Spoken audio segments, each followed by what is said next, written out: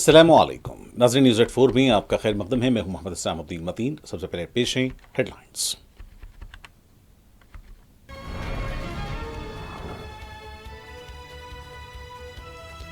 लोकसभा में ऑपरेशन सिंदूर पर बहस जारी। अपोजिशन ने किए हुकूमत से चुभते हुए सवालात।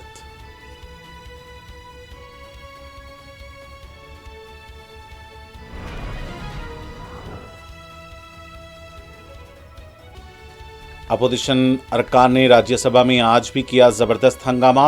ऐवान की कार्रवाई दिन भर के लिए मुलतवी।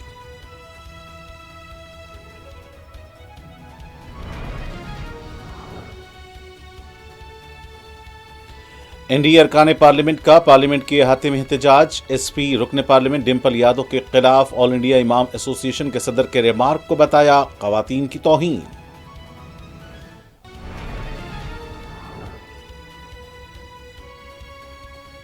खेल के दौरान एक नौजवान की अचानक मौत। हैदराबाद के नागोल स्टेडियम में पेश आया अफसोसनाक वाकया।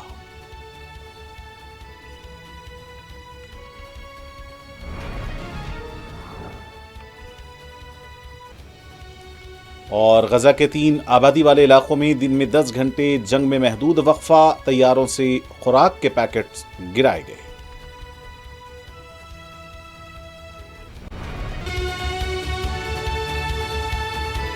और अब पेश खबरें तफसील से।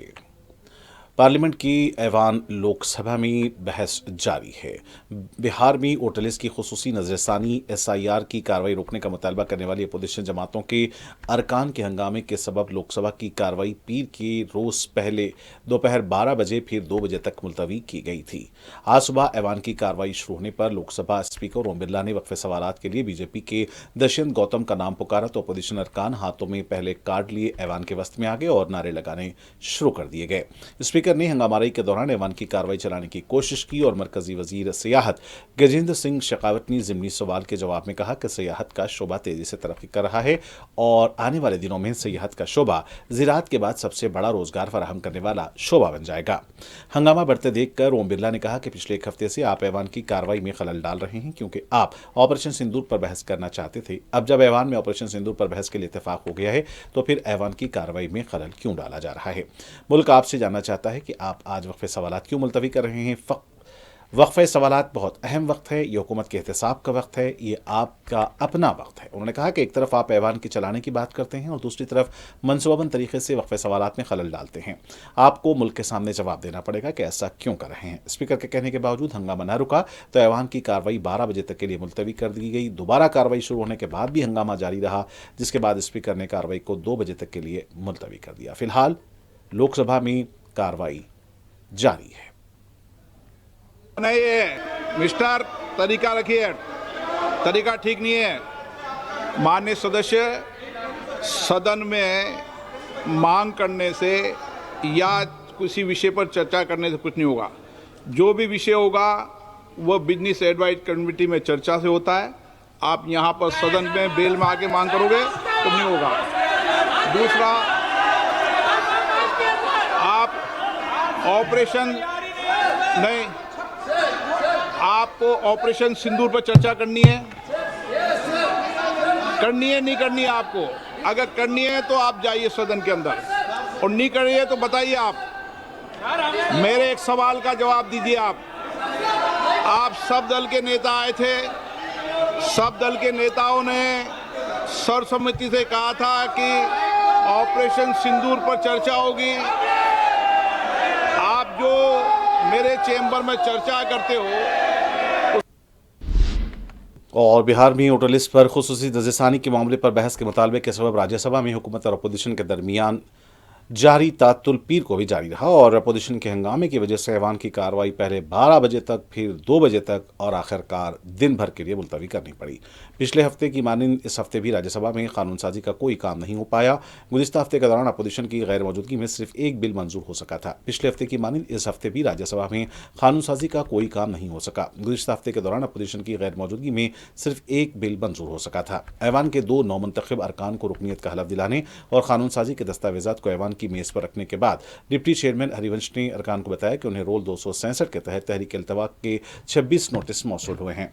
डिप्टी चेयरमैन ने कहा कि तृणमूल कांग्रेस कांग्रेस के नदीम उल हक, आम आदमी पार्टी के संदीप पाठक, कांग्रेस के रंजीत रंजन और रजनी पायल, डीएमके की तिरुचि शिवा और तृणमूल कांग्रेस के साकेत गोखले और दीगर अरकान ने तमाम कानूनी साजी का काम रोकने और बिहार में वोटर लिस्ट की खुसूसी नजरसानी के मामले पर बहस करने का मुतालबा किया है। तृणमूल कांग्रेस की सागरिका घोष और डोला सिन्हा और दीगर अरकान ने दीगर रियासतों में बंगाली तारिकीन वतन के साथ इम्तियाजी सलूक के मामले पर बात करने के लिए नोटिस दिए हैं। कम्युनिस्ट पार्टी ऑफ इंडिया के संतोष भी और वी शिवदासन ने छत्तीसगढ़ में 2 नन की गिरफ्तारी से मुताल्लिक मामले पर बहस के लिए नोटिस दिए हैं। उन्होंने कहा कि तमाम नोटिस जवाबित के मुताबिक नहीं है, इसलिए उन्हें कबूल नहीं किया गया। उनका यह कहते ही अपोजिशन जमातों के अरकान अपनी नशिस्त से उठकर ऐवान के वस्त में आ गए और नारेबाजी शुरू कर दी। डिप्टी चेयरमैन ने वक्फे सिफर की कार्रवाई शुरू की और सुधा मूर्ति से कहा कि वो अपना मौजू पेश करें। इस पर अपोजिशन अरकान ने शोर शराबा तेज कर दिया। डिप्टी चेयरमैन ने अरकान से कहा कि बराह करम अपनी नशिस्तों पर वापस आ जाएं और कार्रवाई को जारी रहने दें। उन्होंने कहा कि वक्फे सिफर का वक्त है, इसमें रुकावट नहीं डालनी चाहिए। अपोजिशन अरकान पर अपनी बातों का कोई असर न होता देखकर उन्होंने ऐवान की कार्रवाई को पहले 12 बजे तक के लिए मुलतवी कर दिया था। बाद में ऐवान की कार्रवाई को 2 बजे तक के लिए मुलतवी कर दिया गया। इससे पहले उन्होंने एआईडीएमके के एम धनपालन और आईएस अंबादोराई को राज्यसभा की रुकनीत का हलफ दिया। दोनों अरकान ऐवान बाला में तमिलनाडु की नुमाइंदगी करेंगे। उन्होंने तमिल जबान में हलफ लिया। वाज़ेह है कि गुज़िश्ता हफ्ते भी बिहार में वोटर लिस्ट पर नजरसानी के मामले पर अपोजिशन अरकान ने ऐवान में हंगामा किया था, जिसकी वजह से तकरीबन पूरा हफ्ता हंगामे की नजर हो गया था। मरकजी वजीर प्रहलाद जोशी ने ऑपरेशन सिंदूर के बारे में कांग्रेस लीडर पी चिदंबरम के बयान पर नुक्ताचीनी की है। आज पार्लियामेंट के बाहर नवानिगारों से बात करते हुए जोशी ने कहा कि चिदंबरम को यह बात समझनी चाहिए कि इस तरह के बयानात से पाकिस्तान के मौक़िफ़ को शय मिलती है। उधर बीजेपी के रुकने पार्लियामेंट अनुराग सिंह ठाकुर ने कांग्रेस पर भारतीय मुसल्लह अफ़वाज की दिलेरी पर सवाल उठाने का इल्जाम लगाया है। ऑपरेशन सिंदूर के बारे में कांग्रेस लीडर पी चिदंबरम की रायजनी पर पार्लियामेंट के बाहर इज़हार ख्याल करते हुए ठाकुर ने कहा कि कांग्रेस ने उस वक्त भी सबूत मांगा था जब मुसल्लह अफ़वाज ने मुल्क का दिफा करने के लिए कार्रवाई की थी। बीजेपी के member of parliament Rajiv Pratap Rudy ने भी कांग्रेस लीडर पी चिदंबरम के बयान की मजम्मत की है। पार्लियामेंट के बाहर मीडिया से बात करते हुए रूडी ने कहा कि ऑपरेशन सिंदूर पाकिस्तान के खिलाफ भारत की फतह का मजहर है। वजीर दिफा राजनाथ सिंह ने आज लोकसभा में मुखातिब करते हुए कहा कि महज़िब और जमहूरी कौमों के साथ बातचीत की जा सकती है, लेकिन जिस कौम में जमहूरियत का जरा सा भी हिस्सा न हो और सिर्फ मजहबी जुनून और भारत के खिलाफ नफरत हो, वहां उनके साथ बातचीत नहीं हो सकती। दहशतगर्दी की जबान खौफ, खून और नफरत है, मुकालमे की नहीं। पाकिस्तान की नीयतों और पॉलिसी पर कोई शक नहीं होना चाहिए। पाकिस्तानी हुकूमत दहशतगर्दों के सरकारी जनाजों का एहतमाम करती है और फौजी अफसरान इनमें शरीक होते हैं। उन्होंने पाकिस्तान को इस मौके पर शदीद तनकीद का निशाना बनाया। क्योंकि सभ्य मुल्कों के बीच बातचीत होती है अध्यक्ष महोदय, लोकतांत्रिक देशों में बातचीत होती है, पर एक ऐसा देश जिसके वजूद में लोकतंत्र का एक कतरा भी न हो और सिर्फ रिलीजियस फैनेटिसिज्म, टेररिज्म और हेट्रेड अगेंस्ट इंडिया हो, उसके साथ संवाद किसी भी सूरत में नहीं किया जा सकता। क्योंकि टेररिज्म की भाषा जो अध्यक्ष महोदय होती है वह खून, डर और नफरत है, संवाद नहीं। गोलियों की आवाज में संवाद की आवाज दब जाती है। जहां खून बहता है वहां बातचीत की गुंजाइश अध्यक्ष महोदय नहीं बचती। अध्यक्ष महोदय, पाकिस्तान की वर्तमान स्थिति अब जग जाहिर है। जिस देश ने आतंक को अपनी विदेश नीति का औजार बना लिया, वह अंततः अपने ही जाल में फंस जाता है। पाकिस्तान की नीति और चरित्र को लेकर कोई भ्रम नहीं रहना चाहिए। यह एक ऐसा देश है जो वैश्विक आतंकवाद की नर्सरी है और उन्होंने इसको अपनी स्टेट पॉलिसी का भी एक आधार बनाया हुआ है। अध्यक्ष महोदय, ऑपरेशन सिंदूर के दौरान पूरी दुनिया ने देखा है कि पाकिस्तान में सरकार आतंकवादियों के लिए स्टेट फ्यूनरल का इंतजाम कर रही है और सैन्य अधिकारी भी आतंकवादियों के जनाजे में भाग लेते हैं। यह वही देश है जो सीमा पर सैनिकों से लड़ने का साहस नहीं जुटा पाता।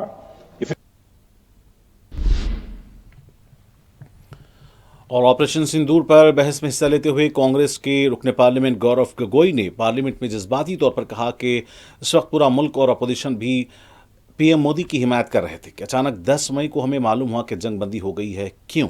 आइए देखते हैं उन्होंने इस मौके पर मजीद क्या कहा। क्यों हुए?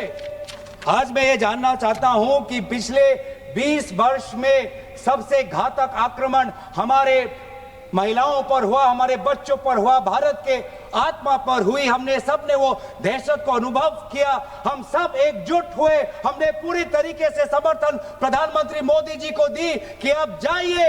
और ऐसा एक माहौल बन चुका था कि देश किसी भी कीमत चुकाने के लिए तैयार था। पूरा देश प्रधानमंत्री मोदी जी के साथ था, विपक्ष प्रधानमंत्री मोदी जी के साथ था। और अचानक 10 मई के दिन पे हमारे राष्ट्रदूत कहते हैं कि हम पाकिस्तान पर हमला करेंगे, और शाम के 10 मई को सूचना आती है कि पाकिस्तान के साथ अब युद्ध पर हम परिणाम दे रहे हैं, सीज फायर हो गया। क्यों हुआ? हम आदरणीय प्रधानमंत्री मोदी जी से जानना चाहते थे, अगर पाकिस्तान वाकई में अपने घुटने टिकने के लिए तैयार था तो आपने क्यों रुका, आप क्यों रुके, और किसके सामने आप झुके, किसके सामने आपने सरेंडर किया, किसके सामने आपने सरेंडर किया? वो अमेरिका के राष्ट्रपति जो 26 बार आज कह चुके हैं कि व्यापार को लेकर उन्होंने भारत और पाकिस्तान को सतर्क किया और दोनों को मजबूर किया कि वो इस जंग को छोड़े।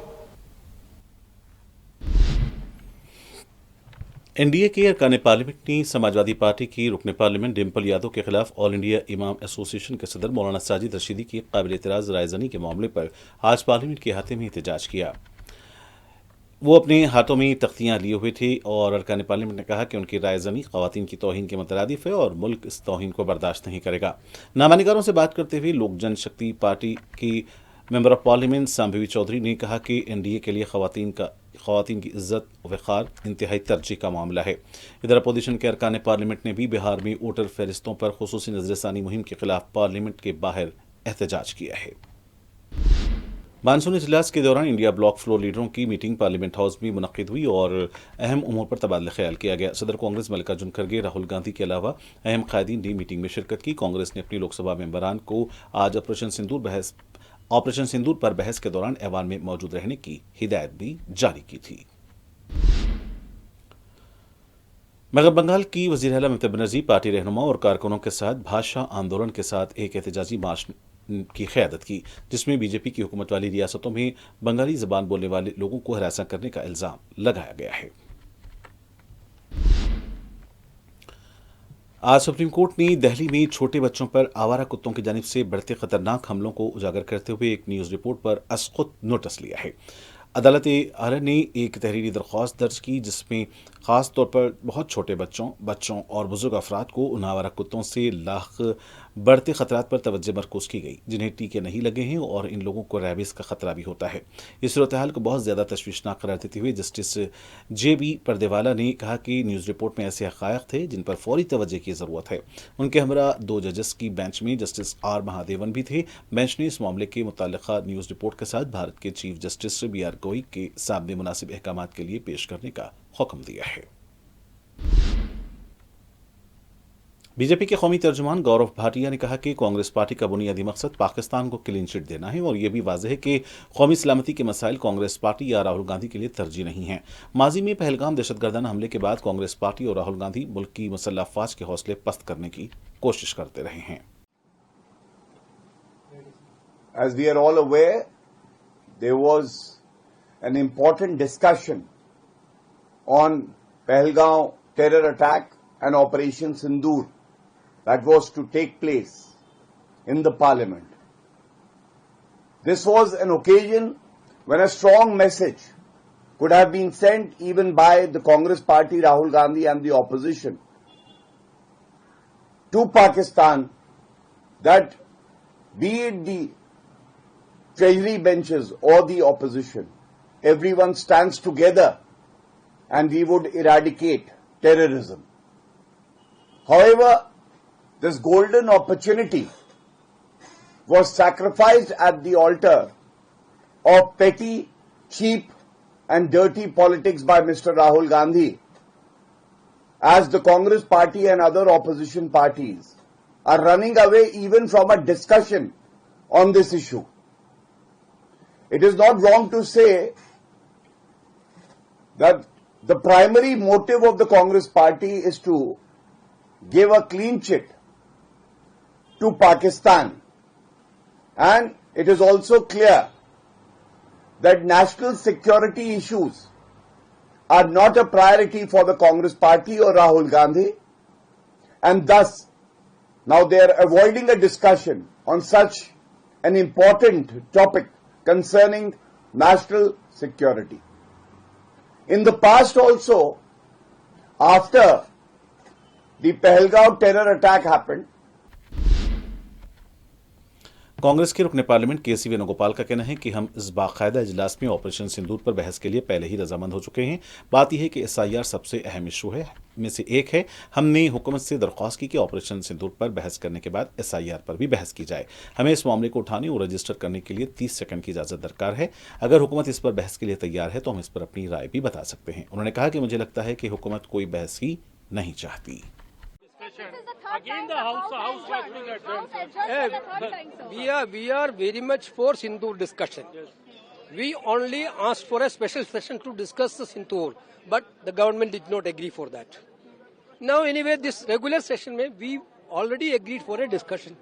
But the point is that SIR is one of the most important issue relating to the democracy of this country. Every Indian citizen is now worried about they are what occasion their name will be removed from the voter list. This is the biggest issue in the country now. Therefore, we asked the government, after Sindoor discussion, there should be a discussion on SIR also. For that, we need 30 seconds permission to raise that issue. 30 seconds permission to raise that issue. BJP रुकने parliament Jagdambika Paul ने आज media से बात करते हुए कहा कि जमहूरी रिवायात में स्पीकर ने फोन किया और फैसला किया कि हम पीर से ऑपरेशन सिंदूर पर बात करेंगे और इसके लिए 16 घंटे मुकर्रर किए गए हैं और स्पीकर के नाम फाइनल किए गए हैं। उन्होंने कहा कि वो क्या बात करना चाहते हैं एसआईआर के बारे में। आज भी किसी का नाम फाइनल नहीं हुआ। आइए देखते हैं जगदम्बिका पॉल मजीद क्या कहा। बावजूद सदन नहीं चल पाया। नहीं, ये निश्चित तौर से लोकतंत्र पे कुठाराघात है। लोकतांत्रिक परंपराओं में स्पीकर साहब ने बुलाया ऑल पार्टी मीटिंग, तय कर लिया कि हम मंडे से ऑपरेशन सिंदूर पे चर्चा करेंगे। 16 घंटे का समय तय हो गया। कौन स्पीकर बोलेगा, हर पार्टियों से उनके नाम आ गए और इसके बाद फिर आज एसआईआर पे चर्चा करने का क्या उचित है। इस सदन को लगातार एक पूरा वीक वॉश आउट हो गया और आज फिर एसआईआर पे इनको क्या चर्चा करनी है। अभी तो उसका कोई मतदाता सूची फाइनल प्रकाशित नहीं हुआ है। जो अभी अगर नाम कह रहे हैं कि कुछ नाम कटे हैं तो किसी के नाम जुड़ते हैं, किसी के नाम कटते हैं, उसको पूरा एक ऑब्जेक्शन फाइल करने का टाइम मिलेगा पूरा 1 सितंबर 1 अगस्त से 1 सितंबर तक। तो फिर उसमें आपत्ति दाखिल कर सकता है, क्योंकि ये एक प्रक्रिया है कि अगर 18 साल का कोई व्यक्ति हो गया, अभी तक मतदाता नहीं है, चाहे लड़का लड़की, तो वो मतदाता बनेगा। अगर किसी की डेथ हो गई तो उसका नाम डिलीट होगा, किसी का ट्रांसफर हो गया तो उसके नाम डिलीट होंगे। और अगर रोहिंग्या बांग्लादेशी विदेशी है, इलीगल बना है, तो उसके नाम कटेंगे। तो ये एसआईआर की चर्चा नहीं करना चाहते। ये रोहिंग्या और बांग्लादेशी और नेपाली जो अवैध मतदाता, इस देश की सरकारों में वोट देने का अधिकार केवल भारत के नागरिक को है। बिहार के नागरिक को, चाहे हिंदू हो, मुसलमान हो, सिख हो, ईसाई हो, दलित हो, पिछड़ा हो, ये किस बात की चर्चा, किस बात की लड़ाई लड़ रहे हैं। बीजेपी के रुकने पार्लियामेंट हेमांग जोशी ने आज कहा कि लोकसभा में ऑपरेशन सिंदूर पर तफसीली बहस होगी। हमारे वज़ीर दिफा और वज़ीर खारजा इस मौजू पर अपने ख्यालात रखेंगे और जहां तक अपोजिशन का ताल्लुक है वो ऑपरेशन सिंदूर से पहले ही दुश्मन मालिक के हक में थे और उन्होंने हमारे लड़ाका तैयारों पर सवाल भी उठाए थे। लोकसभा में कायदे हिज़्ब इख्तिलाफ। राहुल गांधी ने कहा कि छत्तीसगढ़ में 2 नन के साथ जो सलूक किया गया वो इंतहाई काबिल मज़म्मत है और कांग्रेस मजहबी आज़ादी की खिलाफ वर्जी के ऐसे वाक़यात को हरगिज़ बर्दाश्त नहीं करेगी। राहुल गांधी ने सोशल मीडिया एक्स पर एक पोस्ट में कहा कि छत्तीसगढ़ में 2 कैथोलिक नन को उनके मजहबी अकीदे की वजह से निशाना बनाया गया और जेल भेज दिया गया। ये इंसाफ नहीं है, बल्कि बीजेपी RSS की गुंडागर्दी है। ये इस हुकूमत के तहत अक़लियतों पर खतरनाक जुल्म की मिसाल है और मुनज़्ज़म जबर की अक्कासी करता है। वज़ीर-ए-आज़म नरेंद्र मोदी ने कहा है कि ऑपरेशन सिंदूर से साबित हो गया है कि भारत को निशाना बनाने वाले दुश्मनों और दहशतगर्दों के लिए कोई महफूज जगह नहीं है। उन्होंने तमिलनाडु में मशहूर चोल राजा राजराजा चोल और राजेंद्र चोल एकम के अजीम मुजस्समों की तामीर का भी ऐलान किया। वज़ीर-ए-आज़म नरेंद्र मोदी ने कहा कि ऑपरेशन सिंदूर ने दुनिया को यह दिखा दिया है कि अगर भारत की खुदमुख्तारी पर कोई हमला किया गया तो वो कैसे इसका जवाब देगा।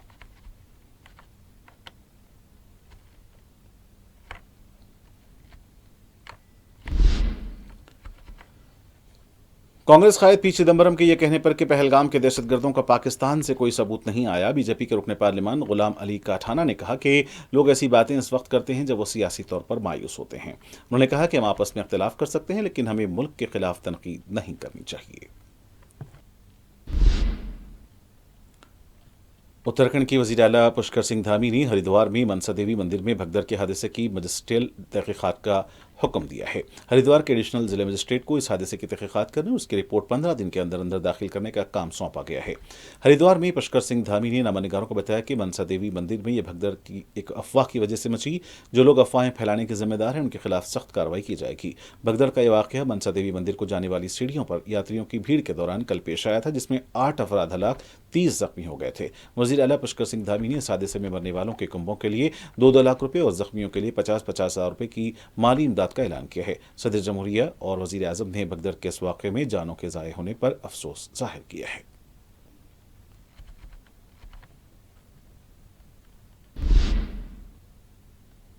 हैदराबाद के बालापुर में वाक़ एक प्लास्टिक कंपनी में अचानक आग भड़क उठी, जिससे मुकामी अफराद में खौफ व हिरास फैल गया। इत्तला मिलते ही फायर ब्रिगेड अमला फौरी मुकामी वाक़या पहुंचा और आग पर काबू पाया गया। आग लगने की असल वजूहात मालूम नहीं हो सकी, तहम खुशकिस्मती से किसी किस्म का जानी नुकसान नहीं हुआ। चूंकि मुतासरा फैक्ट्री प्लास्टिक अशिया की थी, आग तेजी से फैल गई और घने धुएं के बायस माहौल धुंधला गया। कंपनी में मौजूद तमाम प्लास्टिक अशिया जलकर खाकतर हो गई। हुक्काम के मुताबिक आग से होने वाले माली नुकसान का तखमीना अभी लगाया जा रहा है।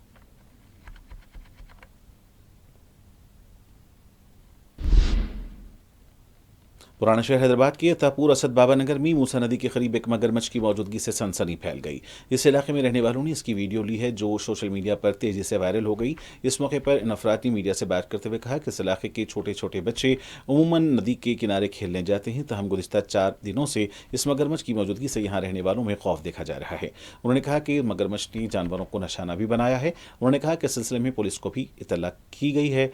बताया गया कि चूंकि जू पार्क भी करीब में ही है, पुलिस ने जू के हुक्काम को भी इस सिलसिले में मुतल्ला करने की बात कही है।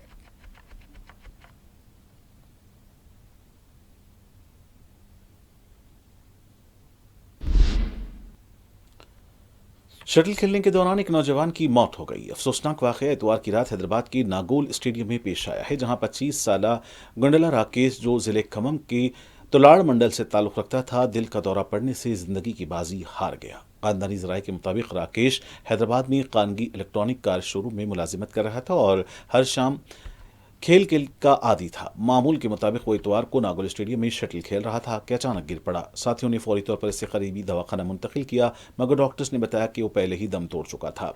राकेश तुलाड़ मंडल के साबिक नायब सरपंच गुंडला वेंकटेश्वरलू का बेटा था। उसकी अचानक मौत की खबर से गांव में कोहराम मच गया। सुबह जब नाश आबाई गांव पहुंची तो हर तरफ गम की फजा छा गई। राकेश की सादगी, खुश अखलाकी को याद करते हुए हर शख्स अश्कबार नजर आया।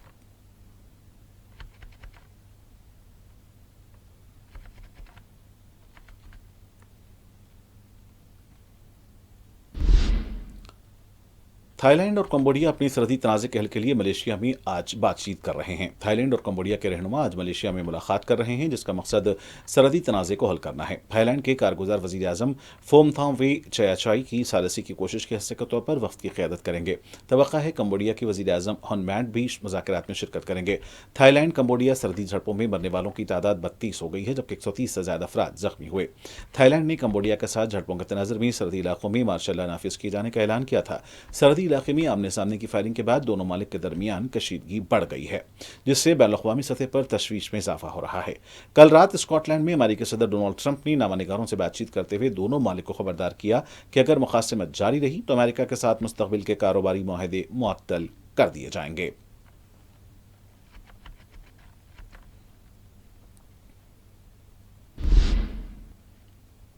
इसराइली फौज ने इतवार के रोज गजा के 3 आबादी वाले इलाकों में दिन में 10 घंटे जंग में महदूद वक्फा शुरू किया है। इस दौरान तैयारों से खुराक के पैकेट गिराए जा रहे हैं। इसराइल का ये इकदाम गजा में भूख में शदीद इजाफा और जंग में तर्ज अमल बैनुल-अक़वामी तनकीद के बाद उठाया गया है। इसराइली फौज ने कहा कि सुबह 10 बजे से रात 8 बजे तक 3 इलाकों में जंग में तौक़ुफ़ रहेगा। ये 3 इलाके गजा शहर, देरुल बलाह और मवासी में तमाम बड़ी आबादी वाले इलाके हैं, जहां दाखिल होने वाली इंसानी इमदाद में इजाफा किया जाएगा। अक़वाम मुत्तहिदा के इंसानी हमदर्दी के सरबराह टॉम फ्लेशर ने इसराइल की तरफ से 1 हफ्ते की इमदाद के पैमाने की हिमायत करने के फैसले का खैर मकदम किया है और कहा कि बज़ाहिर कुछ नक़ल हरकत की पाबंदियों में नरमी की गई है, लेकिन उन्होंने कहा कि कार्रवाई को पायदार, वसी और तेज़ करने की ज़रूरत है। कमज़ोर बच्चों की तस्वीर ने इसराइल पर तनकीद को हवा दी है, बशमूल उन इत्तेहादियों की तरफ से जो जंग के खात्मे का मुतालबा कर रहे हैं। इसराइल ने गजा की 20 लाख से ज़ायद आबादी की इमदाद को रोक दिया है। गजा में सेहत के हुक्काम ने बताया कि इसराइली हमलों में हफ्ते के आखिर से इतवार तक कम से कम 41 फ़लस्तीनी हलाक हुए हैं, जिनमें 26 इमदाद के मुतलाशी थे। इसराइली फ़ौज ने कहा कि खुराक पर मुश्तमिल 28 इमदादी पैकेजों को हवाई जहाज़ से उतारा गया और कहा कि वो इमदाद की तरसील के लिए महफूज रास्ते बनाएगी। उसने कहा कि इक़दाम अक़वाम मुत्तहिदा और दीगर इंसानी ग्रुपों के साथ मिलकर किए गए हैं। मकबूजा फ़लस्तीनी इलाकों के लिए WFP के कंट्री डायरेक्टर एंटोन रेनॉल्ट ने बताया कि WFP के 80 के करीब ट्रक गजा में दाखिल हुए हैं, जबकि मजीद 130 ट्रक अर्दन, अशदूद और मिस्र के रास्ते पहुंचे हैं।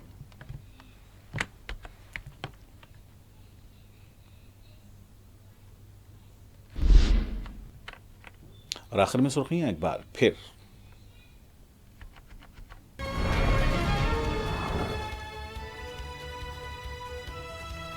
लोकसभा में ऑपरेशन सिंदूर पर बहस जारी, अपोजिशन ने किए हुकूमत से चुभते हुए सवालात।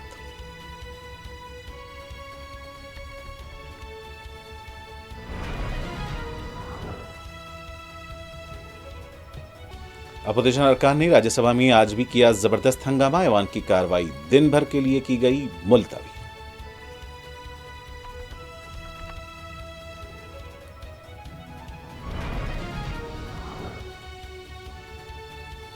NDA अरकान पार्लियामेंट का पार्लियामेंट के अहाते में एहतजाज। SP रुकने पार्लियामेंट डिंपल यादव के खिलाफ ऑल इंडिया इमाम एसोसिएशन के सदर के रिमार्क को बताया ख़वातीन की तौहीन।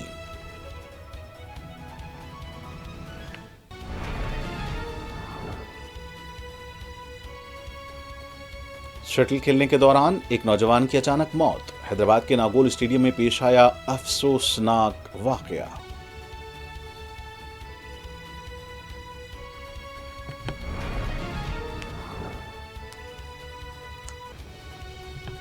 और गजा के 3 बड़े आबादी वाले इलाकों में दिन में 10 घंटे जंग में महदूद वक्फा, तैयारों से खुराक के पैकेट गिराए जा रहे हैं।